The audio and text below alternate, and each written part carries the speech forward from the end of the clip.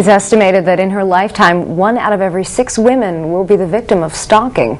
I'm Jill Horner. This is Comcast Newsmakers. With me is Lynne Feldman. She is the Special Project Coordinator for Network of Victim Assistance. Thanks for being with us. Thank you. At Network of Victim Assistance, or NOVA, you help victims of all types of crime. But let's talk about stalking. First of all, stalking is prevalent, but what is stalking? What can it actually include? Well, stalking is a very complex crime, which makes it very difficult for people to identify it and to stop it.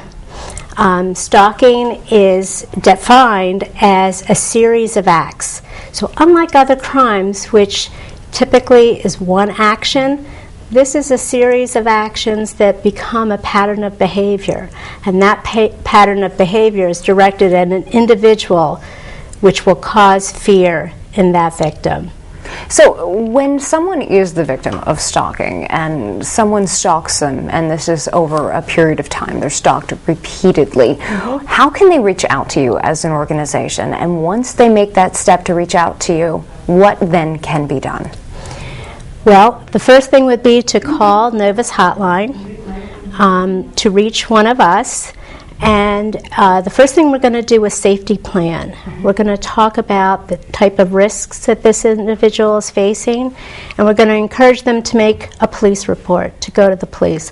Often victims have not made any police report and have not even realized that all of these incidences that have happened to them really constitute the crime of stalking.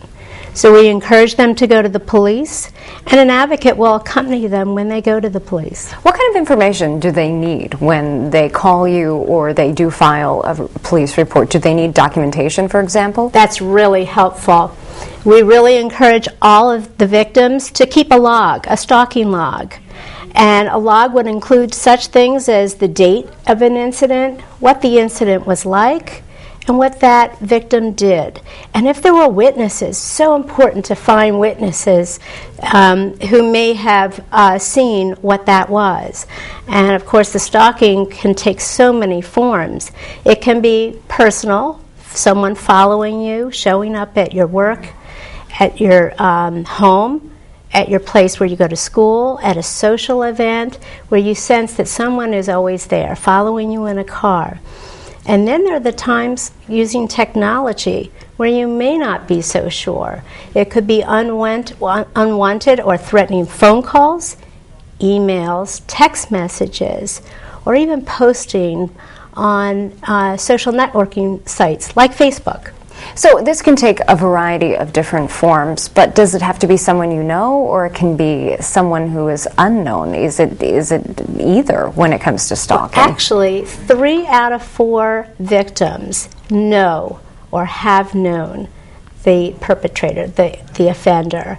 And it could be a neighbor, it could be someone who used to be your friend, it could be a family member, or it could be someone that you've been in an intimate relationship with. But that leaves a quarter of people where you don't know the perpetrator. Right. In those cases, 11% of people never figure out who that stalker is.